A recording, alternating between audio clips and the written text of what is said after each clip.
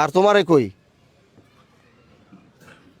চাইলে আজকে তোরা অনেক কিছু করতে পারতাম, ভালো হওয়ার একটা সুযোগ দিলাম। এলাকার মানুষ যেন আমার কাছে রিপোর্ট দেয় আগামী 3 মাসের মধ্যে যে ও পরিবর্তন হয়েছে। 5 ওয়াক্ত নামাজ জামাতের সাথে পড়তে হবে ফজর সহ, এটা কমপ্লেন আমি খোঁজ রাখবো। কোন পাশে মসজিদকে, ইমাম সাহেবকে, ইমামকে, এখানকার ইমাম আছে ওই মসজিদের, বিল্লাল, ফজর থেকে শুরু করে এশা 5 ওয়াক্ত নামাজ জামাতের সাথে আদায় করবে টানা 3 মাস। কয় মাস? এর মধ্যে একদিন ফজরের জামাত যদি মসজিদে উপস্থিত না হয়, ওইটা আপনি লেখা রাখবেন, মনে থাকবে। কি বলছি কথা বুঝেন নাই আপনি আমার? হ্যাঁ, ফজর থেকে নিয়ে এশা 5 ওয়াক্ত নামাজ জামাতের সাথে টানা 3 মাস। কয় মাস? 3 মাস।